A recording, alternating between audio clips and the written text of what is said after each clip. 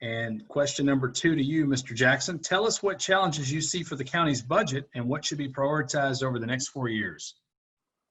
Well, our budget, I think it's needed a little tweaking because, for one, we take in more money, but we also increase what we spending it on.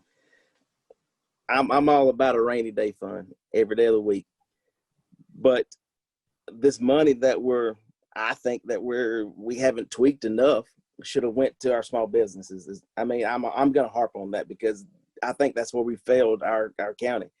It should have been helping our small businesses stay afloat through this whole time. There's one place in Jefferson that I love to eat because I'm fat, and I love to eat there, but it went under because, they had no help from their county commissioners. And I think our county commissioners could have used this budget time to, help them out a little bit. Give them some tax breaks. Help them out locally. You're not going to drain the swamp by helping them out a little bit. The big businesses are booming because their taxes coming from other places. So I think we should have looked at this a little closer, and we should have maneuvered a little more money to other places. Thank you, Mr. Jackson. Any rebuttal, Mr. Hardy? No, Tim. I think I covered it pretty well. Thank you. Okay. All right. Question number 3. We'll start with Mr. Jackson. The Northeast Georgia Inland Port is slated to open in Gainesville in 2021. What impact will that have on Jackson County, and how should we prepare for it? And what I'm going to say is probably going to ditto Jamie. It'll bring in more trucks on roads that we don't maintain. I've spent a lot of time in Savannah. I used to live in Statesboro. That port is huge and it's busy, and it brings in a lot of foot traffic, and it brings in a lot of traffic. But we have to support what we do if we're going to be successful in this game. We could do more for our county, and this inlet will help us tremendously monetarily, but we have to build something for somebody to want to come to. We can get more businesses. We can reach out to people and say, hey, we have this inlet here who can get your product to your building here. So more people will come here, but we got to give them a reason to come here. Thank you, Mr. Jackson. And question number 3, also to you, Mr. Hardy. The Northeast Georgia Inland Port is slated to open in Gainesville in 2021. What impact will that have on Jackson County, and how should we prepare for it? Well, one of the impacts that we're going to see is, as has been mentioned before, it's going to be increased truck traffic. These things are coming through from the Port of Savannah. And they're going to be brought up here to be distributed throughout the Southeast and in the United States. Well, what we've done as a county and over the course of time is that we prioritize where we want to have things like this affect us. And we prioritized it, and we placed it all on Highway 441, which they'll be coming up and down through there, and Highway 129, which they will use, to come through there to Gainesville. And those are state highways, and they're maintained by the state highways. So that's going to help us, in fact, that we're not having to spend Jackson County dollars on those roads to maintain them, because the wear and tear that's going to happen with them is going, most of it's going to come there. Now, yes, there will be some auxiliary wear and tear from the transportation back and forth to the distribution centers and things like that.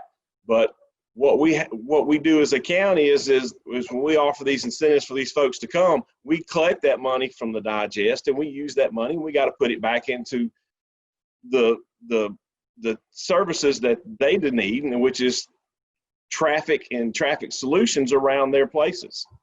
We're definitely going to see that because we have railroads running through Jackson County. We have a railroad running right through the middle of commerce. So we're definitely going to see an increased movement of these things through there. And with all that comes places to transport that material after it becomes to the inland port. Once it gets to the inland port, that's an opportunity for Jackson County to seize on to have more distribution centers along our corridors, 85, 441, 129, and offer more employment to our citizens of Jackson County. Employment locally where they're not having to drive miles up the road. Thank you, Mr. Hardy. Any rebuttal from Mr. Jackson? Not really. It's just the fact that, you know, we should have been preparing for this. That's just about all I can say. Okay. All right. We will go to Mr. Hardy for the final question tonight, guys. What can the county do to improve access to broadband in some of our underserved rural areas? That is definitely an issue that affects everybody. And being a teacher, I've seen firsthand how it's affected me at home, and then I've seen how it's affected my students, because they're missing out on education because do not have access to reliable broadband. You know, but this whole broadband thing is bigger than Jackson County. Okay, what's going to happen to solve this problem is everybody's got to come together with it. This has got to go past Jackson County.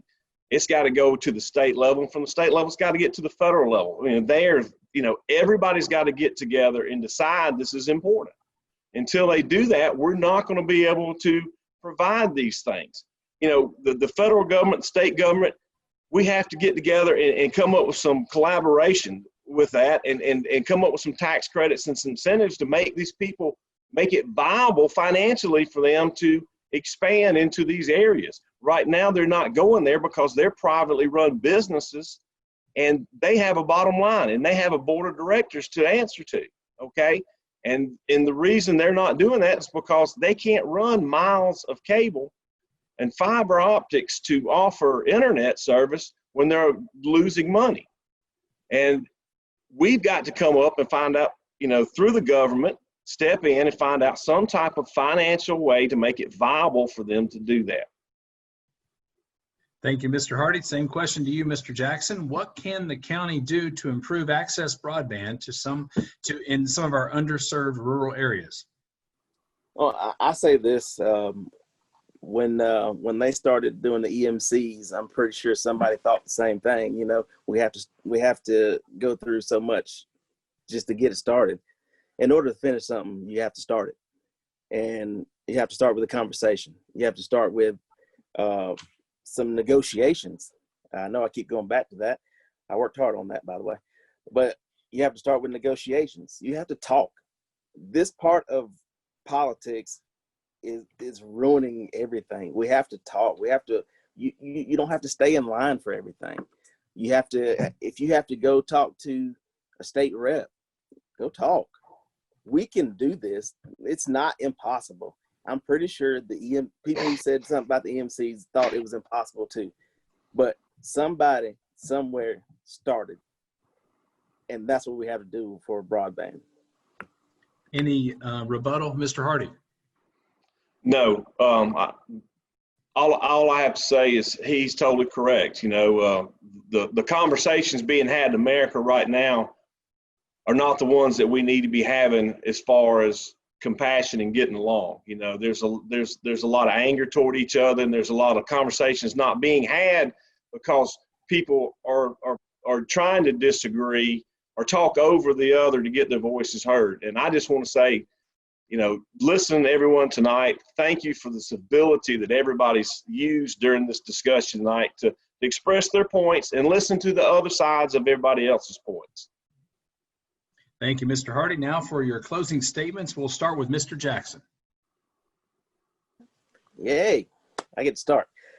All right. Again, my name is Broderick Jackson. I'm running to be your Jackson County District 2 Commissioner. I uprooted my family from my comfort zone in Hartwell, Georgia, where I'm known by a lot of folks. Half of them are related. My grandma had a lot of kids. But I come here because it's a great place to be. Let's keep it that way. But I also am in this race to be a voice for everyone here. A lot of people are feeling excluded. I've been all over this county. Well, not over the county, District 2. And that's the one thing that I've asked. Who is your commissioner? Not many people knew. When I'm elected, you'll know who I am because you'll be calling me for anything. And if you have to call me, I'm going to answer. I'm going to text. I'm going to email. I'm going to do whatever you need me to do. We're going to figure out a solution. As my opponent just agreed with, we have to have a conversation. We have to talk. One thing I'm good at is talking. So if you need anything when I'm elected, when I'm not elected, I don't care. I'll do my best to help in any way, shape, form, or fashion I can. If I can do it, I tell you I can do it. If I can't, I can't. But at the end of the day, we're all Jackson County people. One quote I'm going to use: one can choose to go back towards safety or forward towards growth. Growth must be chosen again and again. Fear must be overcome again and again. That was Abraham Maslow. And if you keep that in mind, November 3rd, you'll choose me for change, because change is what we need. Thank you. Thank you, Mr. Jackson. And your closing statement, Mr. Hardy. Thank you, Tim. I just want to thank once again, the chamber for providing this outlet for all the candidates to be able to be seen and heard. It's a great, it's fantastic to be part of this democracy that's the United States of America. I wish that the higher levels of this government could participate in like I said, the civility that we're using here. It's been an honor and a privilege to serve Jackson County for the last 12 years, but I've served Jackson County all my life. I love Jackson County. That's why I'm here in Jackson County. That's why I've never left Jackson County. I haven't had the need to find another county to move to. The people that I work with on my board of commissioners are all well respected. The people in our chamber, our development authorities, everybody they're well respected members of this community, and they all do what they do because they love Jackson County, as I love Jackson County. I've always been responsive to my constituents. I've always been willing to serve in any capacity, in anything anybody's ever asked me to do. And I'm asking to serve as your commissioner for 4 more years in Jackson County. And I appreciate your vote. Thank you very much.